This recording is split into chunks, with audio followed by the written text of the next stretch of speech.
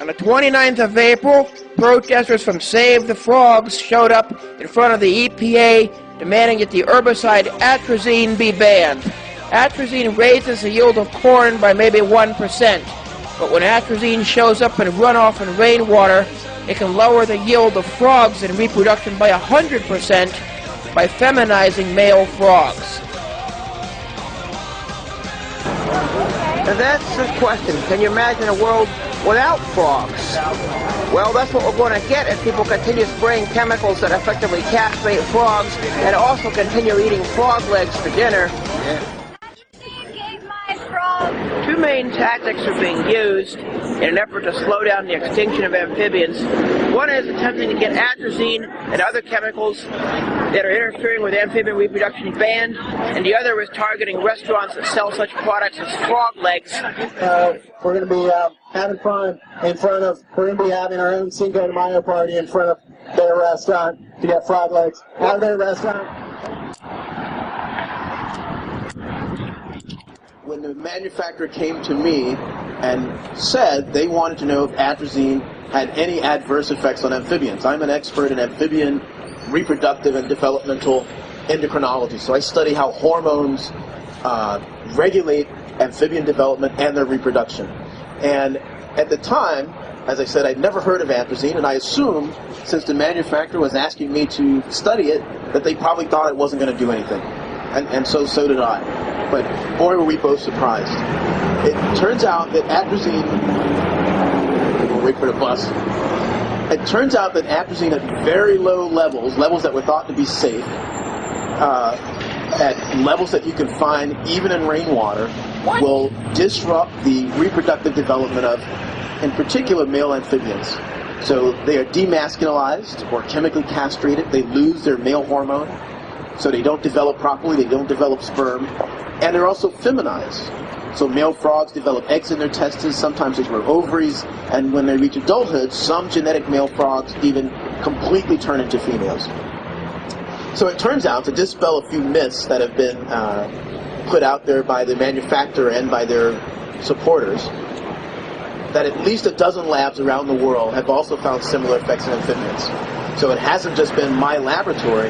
There are at least a dozen labs around the world that have found effects of atrazine in amphibians in laboratory studies, in so-called mesocosm studies outdoors, as well as associations between these same types of malformations in frogs and atrazine contamination in the wild.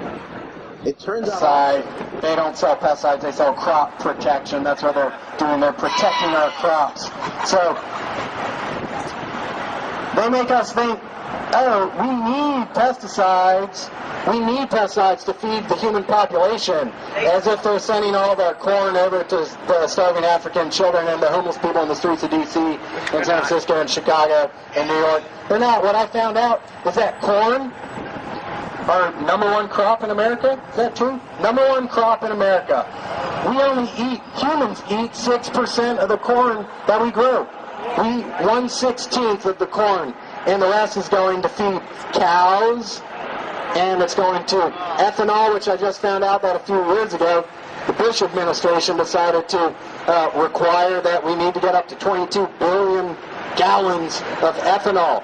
Like, I think I read today that we're going through 7 times as much ethanol as we did a few years ago. So we're not even using this corn, high fructose corn syrup it's going to. So it's all connected. There's all those people, the big corporations are making money, selling us lots of corn, selling us lots of pesticides, and then it's not even helpful. Atrazine increases crop yield by 1%, 2%, maybe 3%. And anyway, all that money is then getting shipped overseas to Switzerland. 1%? So, economically, bad idea for atrazine, bad for human health. Jesus. And that's all I have to say for now. Save the frogs. Thanks. Save the Frogs crews marching off towards the White House.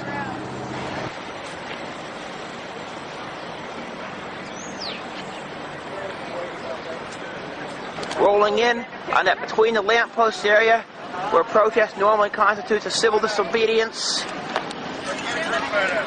got a group photo. Everybody. Personal photos after. Everybody walk up. Cameras, get the photo. Jackson.